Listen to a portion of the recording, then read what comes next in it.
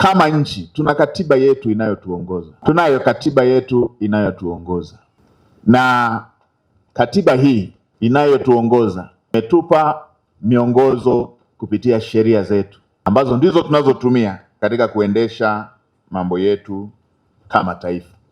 Tuna katiba na tuna sheria. Haya mambo ni nzuri sana kwa kila Mtanzania kuwa anayafuatilia. Hao vijana wao waliotuma kuratibu haya na wale wengine waliotuma kama yule tuliyemkamata na silaha, wanasubiri mikusanyiko ya watu waue vijana wa Kitanzania, halafu walalamike, halafu wao walipwe kwa Watanzania wetu kufa. Hii Watanzania wote tuikatae. Maisha ya Mtanzania hayanunuliwi kwa fedha yoyote. Maisha ya kijana wa Kitanzania hayauzwi na wala hayanunuliwi kwa fedha yoyote. Tukatae wale wanaotaka kufanyia biashara maisha ya Watanzania, hiyo tuikatae. Kwa hiyo ndugu zangu wa Tanzania, wala tusibishane kuhusu mikutano, na wale wanaomtuma na wao wanafugwa, wanalipwa kwa ajili ya shughuli ya aina hii, na ndio maana kila siku wanaweka mikakati ya uhalifu, wanapanga siku zenye matukio ya kukusanya watu. Ndio maana siku ile moja yule akakamatwa wakiwa wametangaza Disemba, tarehe 9 Disemba, moja akakamatwa pale mpakani akiingia na mabomu. Mabomu ya nini? Walikuwa wanajua watu akishasambaa wawarushie, alafu baadaye lawama ziende kwa polisi, lawama ziende serikalini, nchi ichafuke, watimize malengo yao. Watanzania, hii michezo tuikatae na wala tusipe nafasi.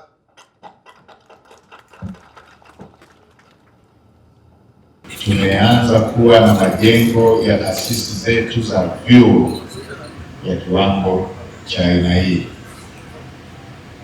Kwa maeneo mengine na siku za nyuma, majengo ya aina hii ndio ilikuwa inakuwa kwenye vyuo vikuu vikubwa vya nchi husika, lakini leo hii jengo hili la chuo chetu hiki liko Singida. Na 5, kutakuwa na ukumbi mmoja wa mkutano ambao una uwezo wa kuwachukua jumla ya washiriki 25. Mheshimiwa Waziri Mkuu, niombe kujulisha kwamba kwa sasa hivi ujenzi wetu umefikia 63%, na ujenzi huu tayari malipo yake yote yameshafanyika, na tunategemea ifikapo tarehe 28 mwezi wa 9 jengo litakuwa liko tayari kwa ajili ya matumizi, na hivyo tutakuwa tuko tayari kupokea wanafunzi wapya kwa ajili ya mwaka mpya wa masomo wapatao 3200. Nitumie fursa hii kumshukuru sana Mheshimiwa Waziri Mkuu.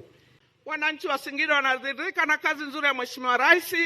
Tangu ameingia katika nafasi hii amefanya mapinduzi makubwa sana ya maendeleo, na kila mtu ni shahidi. Tumejenga mashule mengi, tumejenga madarasa ya kutosha, madawati, nyumba za walimu, zahanati nyingi, vituo vya afya, lakini tulikuwa hatuna hospitali ya wilaya. Leo tunayo hapa Singida mjini. Tunamshukuru sana Mheshimiwa Rais. Lakini amesimamia matumizi mazuri ya fedha. Hivi tunavyoongea tumetoka kwenye budget, na Mheshimiwa Waziri Mkuu ndio mratibu na msimamizi wa shughuli za serikali. Kwa hakika umefanya mambo mengine mimi nilikuwa nayasema tu moyoni. Kwa mfano, mfuko wa barabara umeanza kuusemea kabla hatujaanza budget wala hatujafikia budget ya ofisi yako TAMISEMI. Ukasema unatamani mfuko ule fedha zake ziende moja kwa moja kwenye mfuko. Limekuwa hilo Mheshimiwa, tunakushukuru sana. Na hii ni moja ya kera wananchi wa Singida. Tuna shida kubwa ya barabara, na hasa kwa mvua hizi zilizoisha. Naamini mfuko huo unakwenda kuwa mkombozi. Mheshimiwa Waziri Mkuu, Singida tuna shida ya maji. Tuna mgao mkubwa wa maji hivi tunavyoendelea. Uko mradi wa miji 28 ambao umechukua muda mrefu. Naamini leo umefika hapa, utatia nguvu ili mradi ule ukamilike, akina mama hawa wakinge sufuria na kubandika wakafanye kazi zingine za uchumi. Mtoto wa ndugu yangu amefariki toka mwaka 24 tarehe 29 mwezi wa 8 mpaka sasa hivi. Nimepitia prosesi zote za mahakamani, nimesikilizwa. Tatizo limekuja kwa wanawake alokuwa amezaa nao, ndo ameleta kizaazaa. mwenyekiti wa kijiji cha Minyinga akiwaambatana na wananchi usiku wa saa 8 aliingilia miji yetu na kutibia mali. Ng'ombe walipigwa 40